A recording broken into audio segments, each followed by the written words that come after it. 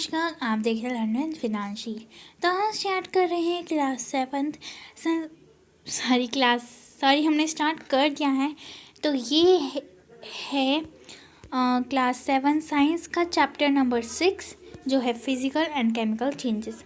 जैसे कि हमने पार्ट 1 में समझा था कि फिज़िकल क्या होता है, एक एक एक्टिविटी की वीडियो भी अपन ने करी थी और एक एक एक्टिविटी को समझा था। बहुत मज़े आए थे आपको।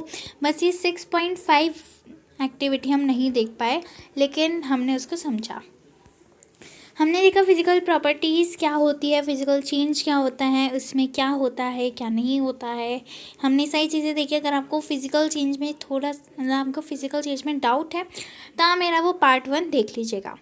तो अब ये पार्ट 2 में हम केमिकल चेंजेस पढ़ते हैं। तो केमिकल चेंजेस के बारे में हम पढ़ेंगे। तो क्या है इसमें है कि a change with which a change with which you are quite familiar is the rusting of iron. तो a change with which you are quite familiar is the rusting of iron. तो जब हम आयरन को rust करते हैं, मतलब जब हम आयरन को गर्म करते हैं, तो ये चेंज है, ठीक है, जो आपने नहीं देखा होगा शायद।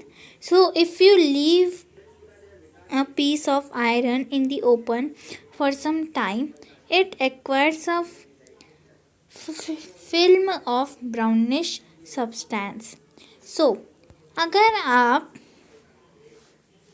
एक आयरन के पीस को छोड़ दोगे, लीव कर दोगे एक ओपन प्लेस पे थोड़ी देर के लिए, सम टाइम के लिए, थोड़ी देर के लिए, तो आप क्या देखोगे? आप देखोगे कि वो जो सब्सटेंस है वो ब्राउनिश हो जाएगा।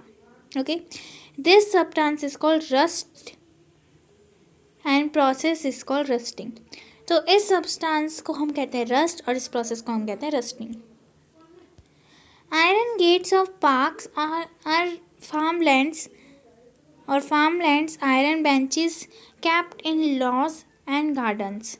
Almost every article of iron kept in the open gets rusted. Okay, rusting का मतलब ऐसे गर्म होता है, ले हाँ इसमें गर्म ही है। हमने एक आयरन का पीस लिया, उसको हमने सनलाइट में छोड़ दिया तो हम क्या देखते हैं कि उसमें ब्राउन कलर, तो वो ब्राउन कलर का हो जाता है।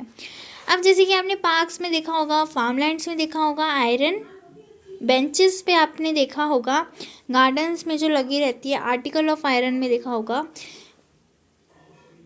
और ज़्यादातर तो हमेशा सारे ही आर्टिकल ऑफ आयरन में क्या होता है, आर्टिकल ऑफ आयरन में वो रस्ट हो जाता है, वो गर्म हो जाता है, तो वो ब्राउनिश कलर का हो जाता है। At home you must have seen shovels and spades getting rusted when exposed to the atmosphere for some time. Okay, so आपने अपने घर पे भी इसे देखा होगा कि आपने अपने घर पे देखा होगा कि स्पेड्स जो होते हैं, स्पेड्स क्या होता है? देखिए, स्पेड्स मैं आपको बताती हूँ। स्पेड्स होते हैं जो खेती में काम आते हैं। स्पेड मैं कैसे सुना, स्पेड होते हैं वो हल। ओके, हल को स्पेड कहते हैं। तो उस हल में देखिए, जैसे मैं आपको दिखाती हूँ, अभी मेरे पास ब्राउन कलर का, तो देखिए इसमें कलर है नहीं, तो मैं ऐसे दिखा देती हूँ। और मेरे पास वाइट कलर ऐसे हो नहीं सकता, तो मैं ब्लैक कलर का बना देती हूँ। ये ऐसा होता है, देखा है, पता चल गया हल। तो हम इसका ये वाला जो पार्ट होता है, ये आयरन वाला, ये रस्ट हो जाता है। ओके, क्योंकि हम इसे सनलाइट में छोड़ देते हैं। तो इसमें देखिए, आप डायग्राम में देख सकते हैं, इसमें रस्टिंग ऑफ आयरन है। आप ये देखिए, these are made up of irons. Okay, ये सब आयरन से बने हैं और ये आयरन रस्ट हो गया, इसलिए देखिए ब्राउनिश कलर का हो चुका है। ओके, तो यहाँ पर ये जो परात थी है, इसके अंदर आयरन रखा है, ये आयरन रस्ट हो चुका है, like this. The rusting so rusting iron आपने देख लिया।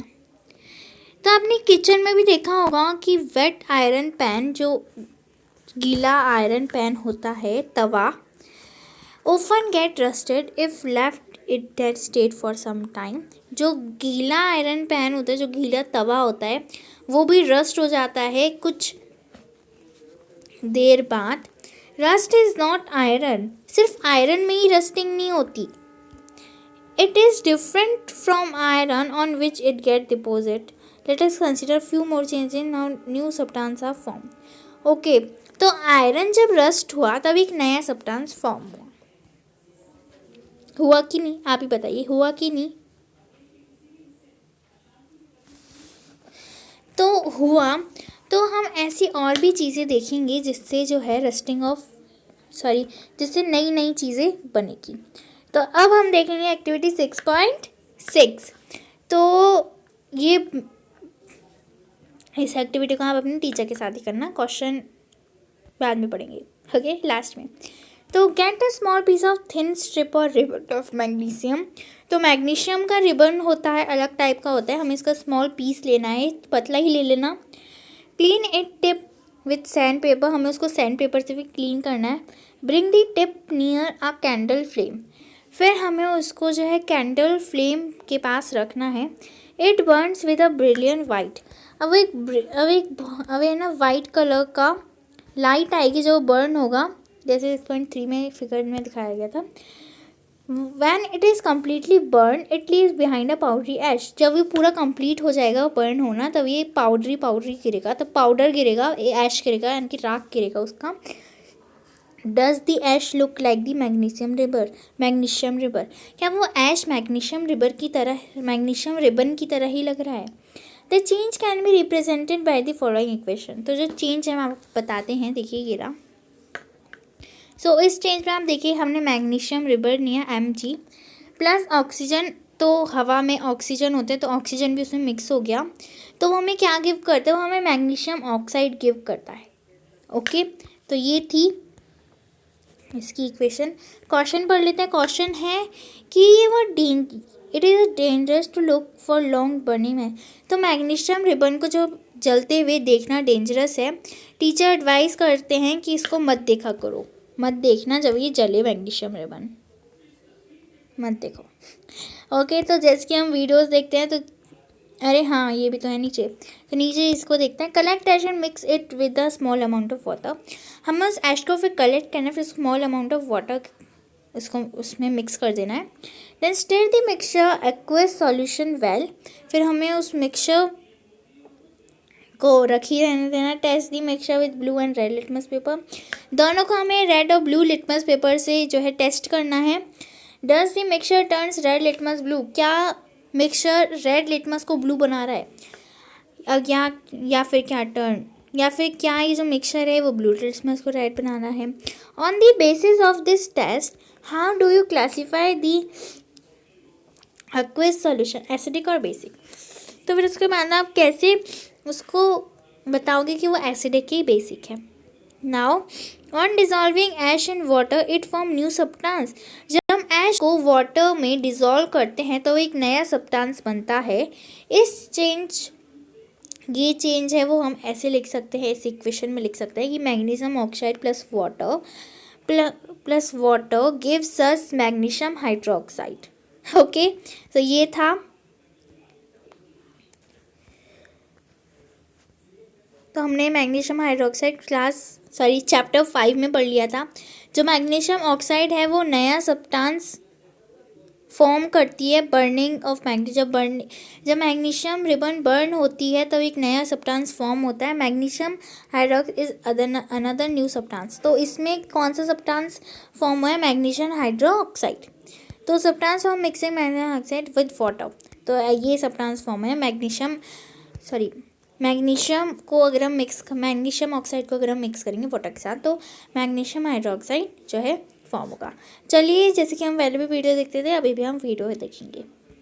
स्टार्ट करते हैं वीडियो। तो वीडियो जैसे कि हम पहले भी यूट्यूब में से लाते थे, तो ये भी मैं आपको यूट्यूब पे से ही दिखा दूँ।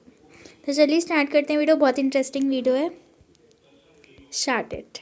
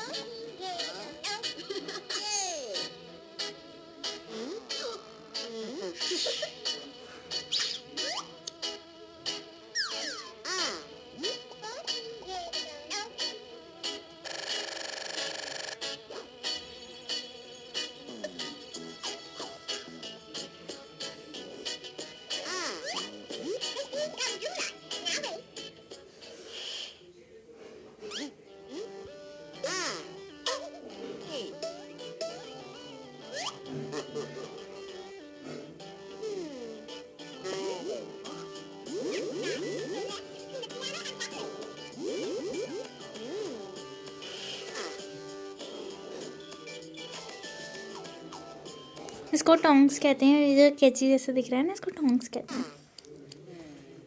लाइट को बंद करके करना, तब आप देखना मज़े आएंगे। बर्नर स्टार्ट कर दिया। अब हम इसको ऐसे फ्लेम से जलाएंगे। ओके, तो ये देखो, ये वाइट कलर का जो दिख रहा है, इसको हमें नहीं देखना है। ओके, नहीं तो इससे हमारी आंखें खराब हो जाएगी। हीट प्रोड्यूस होती है इससे, नया सब्सटेंस प्रोड्यूस हो रहा है। ओके, हीट प्रोड्यूस हो रही है।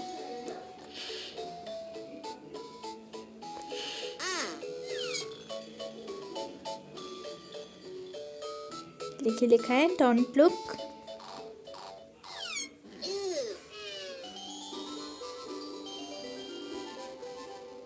ये हमारी आंखों के लिए डेंजरस होता है।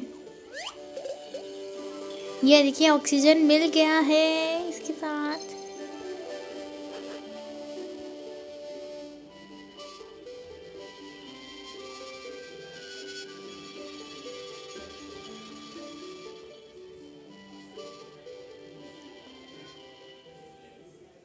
ये मैग्नीशियम ऑक्साइड बन गया है। This is a chemical equation.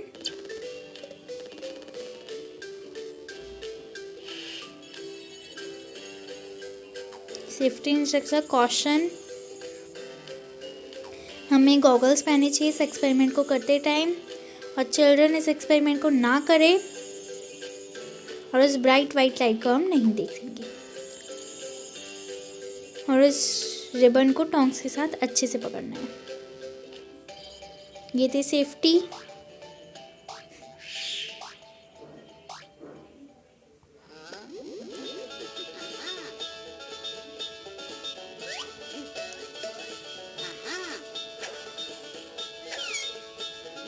तो बस यहीं तक ही था।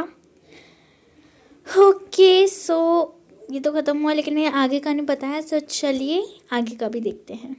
मैं आपको शुरू से दिखा रही हूँ ये। ओके, प्लीज़ बोर मत होना।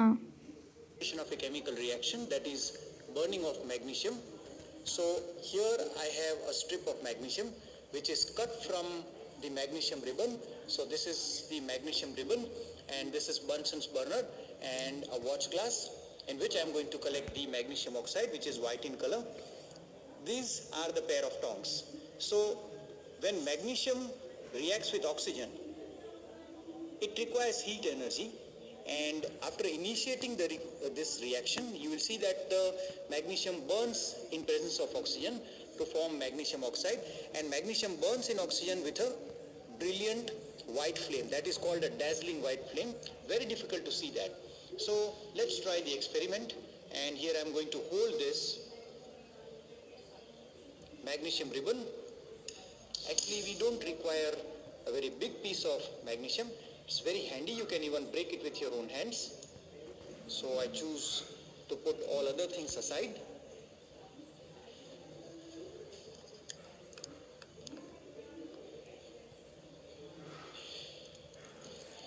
As you can see that magnesium burns with a dazzling white flame.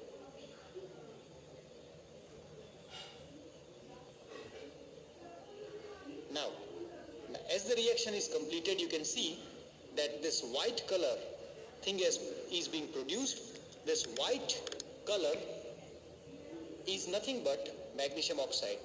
Even, let's try to break it. This is white color powder. This white color powder is nothing but magnesium oxide. So as you saw that magnesium burns with dazzling white flame. So hopefully guys you have enjoyed the explanation. If you are not subscribed to my channel, please do that. Thank you for watching the video. So students, इसमें भी नहीं दिखाया तो मेरे हिसाब से तो किसी में भी नहीं दिखाएंगे. ओके, सो अपने चैप्टर पे चलते हैं. तो हमने ये देखा, आई होप आपको मज़े आए होंगे. मैंने दो बार दिखा दिया, सॉरी. तो चलिए नेक्स्ट एक्टिविटी देखते हैं. नेक्स्ट एक्टिविटी भी इसमें लिखा है कि अपने टीचर के साथ ही करना. तो हमें क्या करना है, dissolve about a teaspoon of copper sulfate, blue vitriol or Neil thotha in about half a cup of water in a glass tumbler or beaker. So हमें एक, तो हम आप टम्बलर भी ले सकते हो, बीकर भी ले सकते, ग्लास टम्बलर भी ले सकते हो, बीकर भी ले सकते हो.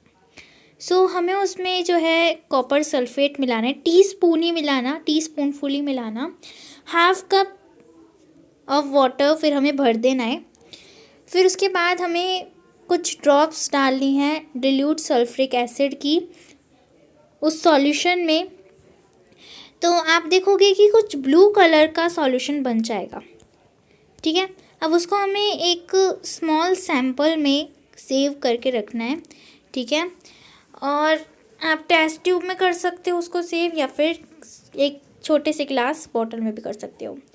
फिर उसके बाद हमें ड्रॉप अ नील ऑन और a used shave blade into the remaining solution. अब जो रिमेनिंग सॉल्यूशन है उसको आप शेविंग ब्लेड या फिर नील से भी कर सकते हो.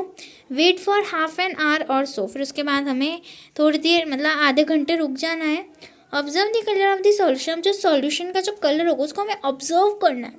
Compare it with the colour of the samples solution save separately. अब जो हमने सॉल्यूशन सेव किया था और वो जो कलर है, अब हमें उसका कलर देखना है क्या डिफरेंस आया है. So colour of the solution from the blue to green is due to the formation of iron sulphate. तो ये जो सॉल्यूशन ब्लू से जो ग्रीन तक ग्रीन हुआ है, ये फॉर्मेशन हुआ है आयरन सल्फेट का. न्यू सब्सटेंस फिर से फॉर्म हुआ है. The brown deposit of the iron nail is copper, another new substance. We can write the reaction. तो ये जो आयरन सल्फेट का फॉर्म हुआ है, फिर से नया फॉर्म हुआ है सब्सटेंस. तो यहाँ पर दे रखा है, देखिए इक्वेशन को समझते हैं. तो सबसे पहले हमने कॉपर सल्फेट सॉल्यूशन जो ब्लू कलर में था उसको लिया. फिर उसके साथ हमने प्लस कर दिया आयरन हमने प्लस कर दिया. अब आयरन में ब्लेड ली थी तो हम ब्लेड प्लस कर दी. फिर हमें क्या मिला, हमें मिला आयरन सल्फेट सॉल्यूशन जो ग्रीन कलर में मिला. हमें कॉपर का आयरन हो गया, आयरन से हमें आयरन सल्फेट सॉल्यूशन मिल गया, लेकिन वो ग्रीन कलर का हो गया. और कॉपर हमें मिला जो ब्राउन डिपॉजिट, ओके, जो ब्राउन कलर का हो गया. एक एक्टिविटी को भी अगर मुझे मिल जाए तो मैं आपको दिखाती हूँ. वेट, तो मुझे मिल चुकी है वीडियो, स्टार्ट करते हैं. तो मैम ये दिखा रही हैं कि reaction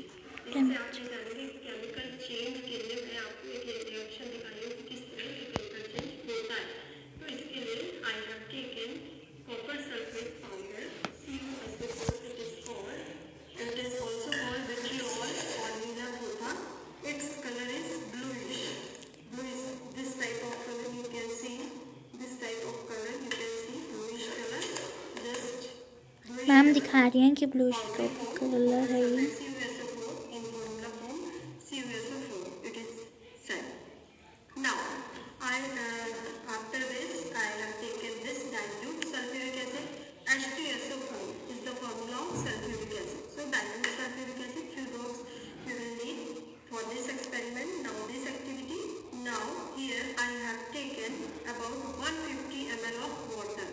Simple water, tap water you will take. Now here I have taken 150 ml water.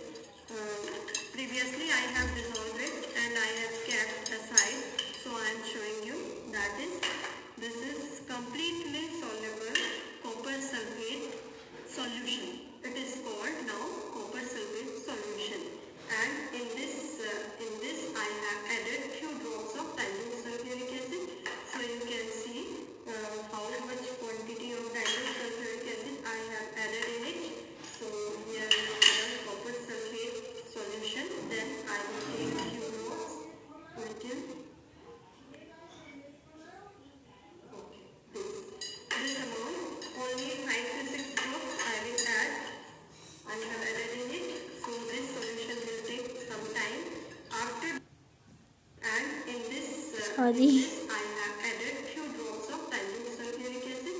So you can see how much quantity of dilute sulfuric acid I have added in it. So here is copper sulfate solution. Then हाँ जी, दिखाती हूँ जो उसने डाला, जब ma'am ने डाला था। quantity of dilute sulfuric acid I have added in it. So here is copper sulfate solution. Then I will take few drops little. Okay, this amount only 5 to 6 drops I will add. I have added in it. So this solution will take some time. After dissolving completely, I will divide this solution into two parts. This solution is, name of this solution is CuSO4 solution. Okay, so I am dividing it. Now here I have taken two same size beaker. So I have transferred this dissolved CuSO4 in half amount. Here, this is completely soluble copper sulfate in this solution. So I have taken this.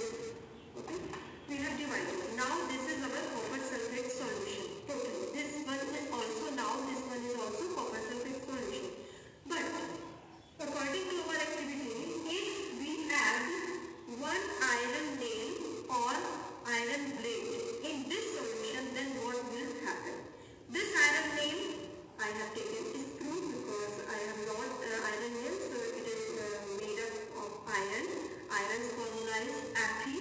So this is our iron nail. I will keep this iron nail. I will keep in this solution, another solution which I have not given any name. This solution, and after this adding it iron nail, after adding it I will keep aside. Yes, children, here after 2 hours you can change. See the change. This is CuSO4 solution and this is FeSO4 solution. Now you can see the color of these both solution from upper side. It will take too much time for changing completely green or brownish color. You can see here this is bluish one is copper sulfate solution and this is ferrous sulfate solution, which is due to the presence of iron. Means here I am showing you this is completely process is going on. Here copper sulfate में copper जो है वो iron से displace हो रहा है. Copper की जगह ब्लूइश कलर जो है वो थोड़ा सा लाइट हो रहा है, ग्रीनिश में चेंज हो जाएगा अगर हम इसको और कुछ घंटों के लिए छोड़ दें. आपको ये दिख रहा होगा कि जो ये आयरन नेल मैंने ली थी, जो आयरन स्क्रू लिया था, इसको आप पूरा ध्यान से देखिए तो पहले ये लोहे का आपको क्लियर दिख रहा था. ऊपर ये देखिए, ये just this sand like brown colour, this brown colour is copper. So this is copper. और कॉपर की जगह कौन ले रहा है? कॉपर की जगह आयरन ले रहा है इस सॉल्यूशन में, जिससे कि सॉल्यूशन का कलर आप देख रहे हैं कि चेंज हो रहा है. So this is copper sulphate solution, this one is iron and this one is ferrous sulphate solution. So here I have collected this brownish part. This is our copper, pure copper, which symbol is Cu. This is copper. So you can watch it. After 2 hours reaction result is by displacing this copper from the copper sulfate solution by this iron nail. So this is one example of chemical change. So students, video बहुत लंबी हो जाएगी, चलिए आगे का पढ़ते हैं. वैसे ये एक्सपेरिमेंट हो गया है. तो ये एक्सपेरिमेंट हो गया. आई होप आपको मज़े आए होंगे. एक्सपेरिमेंट 6.8 पे चलते हैं. हम अब थोड़ा सा जल्दी करेंगे क्योंकि फिर 8-4 होंगे अब तो अपने. तो एक्सपेरिमेंट 6.8 में है कि take about a teaspoon of vinegar in test tube. तो हमें एक टीस्पून फुल विनेगर लेना है एक टेस्ट ट्यूब में. Add a pinch of baking soda to it. अब फिर उसके अंदर हमें बेकिंग सोडा डालना है, पिंच ही डालना है, चुटकी भरी डालना। फिर आप सुनना, हिसिंग साउंड आएगा, मतलब जो सांप होता है ऐसा साउंड होता है ना, तो आपको ऐसा साउंड सुनाई देगा। आप बबल्स देखोगे, उसमें गैस देखोगे जो ऊपर से उठ रही है। Pass this gas through the freshly prepared lime water as shown in figure 6.5। 6.5 में दिखा रहे हैं ये। What happen to the lime water, वो जो गैस ऊपर निकल रही है ना, वो एकदम फ्रेशली प्रिपेयर्ड है, लाइम वाटर है वो एक्चुअली। ये देखिए यहाँ पर आपको दिख रहा है, तो ये लाइम वाटर है ये एक्चुअली। नहीं, एक minute. Pass this gas through freshly prepare lime water showing. Okay, ये जो गैस है हमें इसको पास करना है लाइम वाटर में।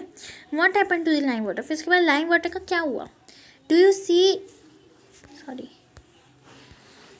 सी any change in the solution. तो आपने उस सॉल्यूशन में कुछ चेंज देखा, आप बताइए, आपने सॉल्यूशन में कुछ चेंज देखा।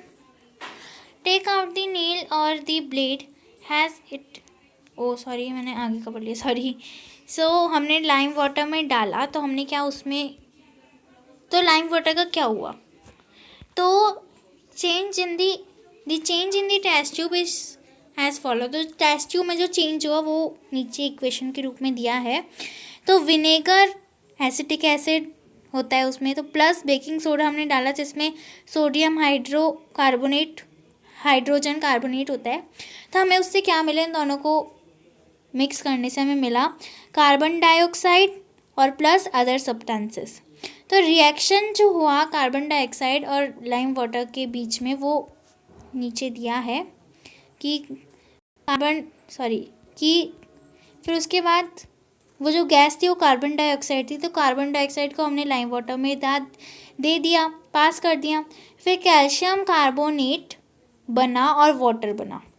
ओके, तो ये थी हमारी एक्सरसाइज। और हाँ, और भी है, सॉरी, तो और है when carbon dioxide is pass through the lime water. फिर जब कार्बन डाइऑक्साइड लाइम वाटर में पास हुआ, so calcium carbonate is form, तो कैल्शियम कार्बोनेट बना जो लाइम वाटर को मिल्की बना देगा। तो ये जो लाइम वाटर का टर्निंग है मिल्की में, जब लाइम वाटर मिल्की में कन्वर्ट हुआ, तो ये एक स्टैंडर्ड टेस्ट है कार्बन डाइऑक्साइड का। ओके, तो आप इसको चैप्टर 10 में भी यूज़ करोगे। Show that the air we breathe out rich in carbon. तो हम जो एयर जिसमें ब्रीथ करते हैं वो रिच होता है कार्बन डाइऑक्साइड में।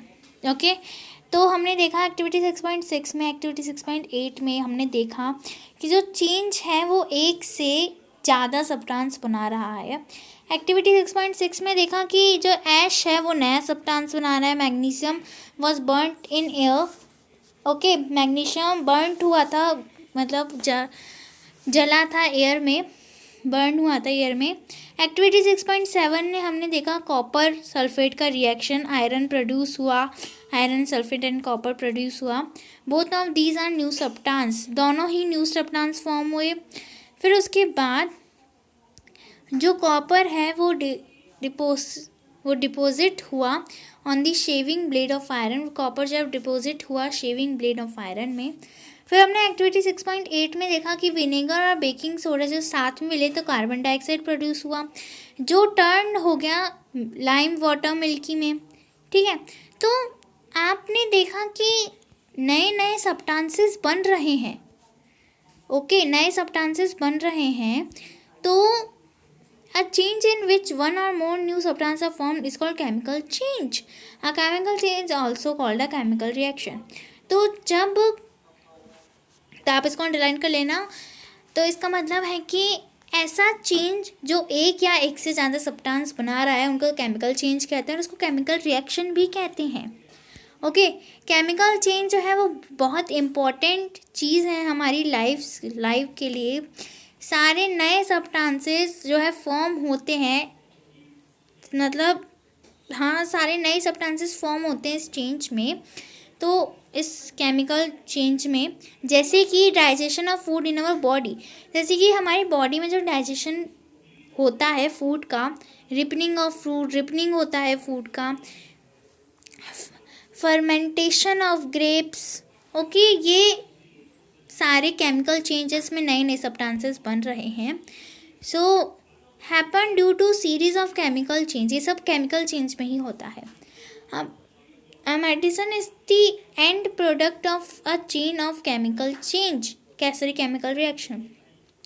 एक मेडिसिन, एक दवाई is the end product of a chain, वो एक लास्ट का प्रोडक्ट है।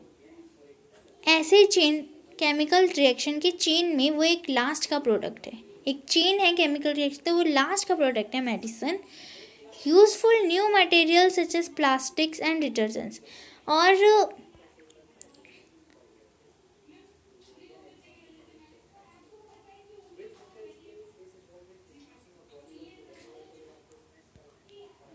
तो ये यूज़फुल होता है नए मटेरियल्स के, जैसे प्लास्टिक्स के लिए, डिटर्जेंट्स के लिए, जो प्रोड्यूस होते हैं केमिकल चेंजेस में। Indeed every new material discovered by studying chemical change, chemical change को हम जब स्टडी करते हैं तो एक डिस्कवरी जो है आती है, नई डिस्कवरी आती है हमारे माइंड में। So we have seen that one or more new substance are produce in chemical change. तो हमने देखा केमिकल चेंज में एक या एक से ज़्यादा सब्सटेंस बनते हैं। In addition to new products the following में accompany a chemical change. So अब नए प्रोडक्ट जो हम ऐड करते हैं तो नीचे जैसे केमिकल चेंज दे रखे हैं कि कैसे होता है।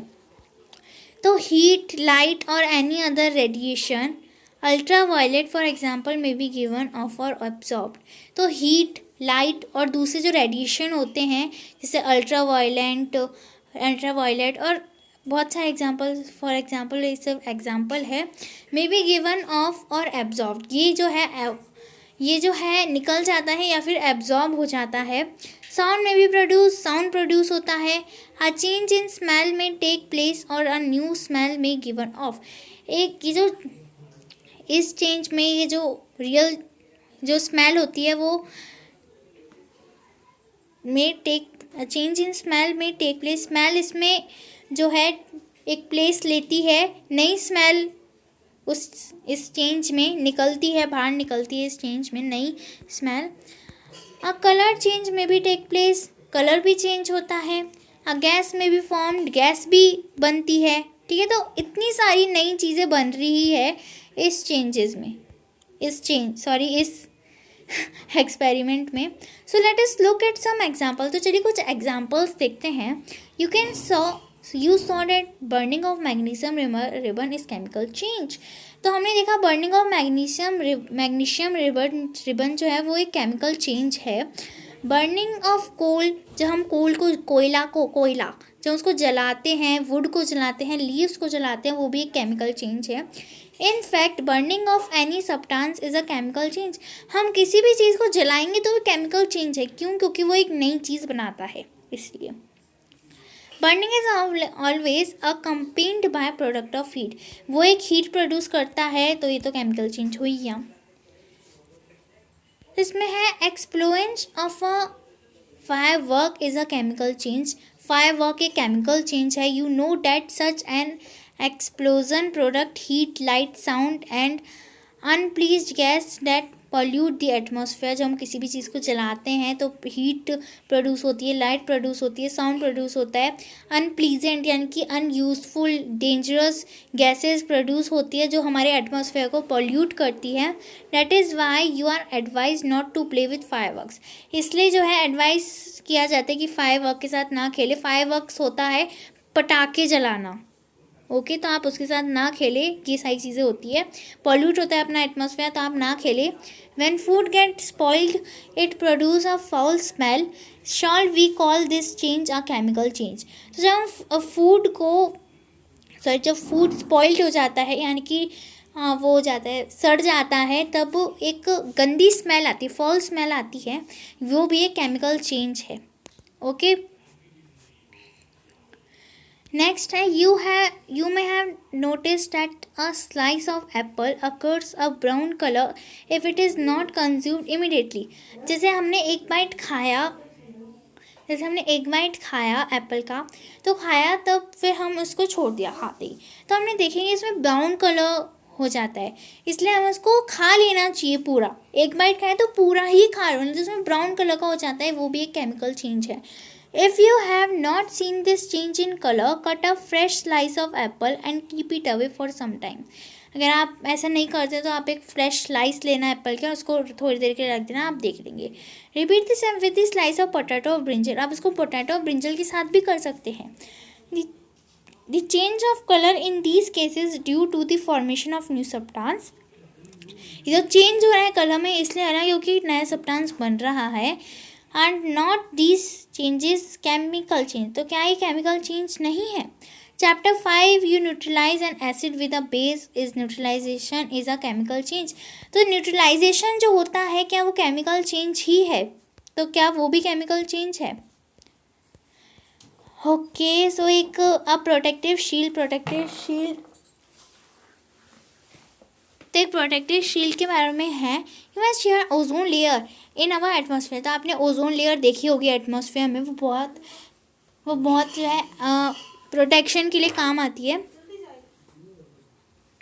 It protects us from the harmful ultraviolet radiation which come from the sun. तो आप अपने जियोग्राफी में पढ़ा होगा एयर के लेसन में कि ओजोन लेयर हमें प्रोटेक्ट करती है सन की हार्मफुल रे से। सन जो अपनी हार्मफुल रेज हमें पहुंचाता है उससे प्रोटेक्ट करती है ओजोन लेयर।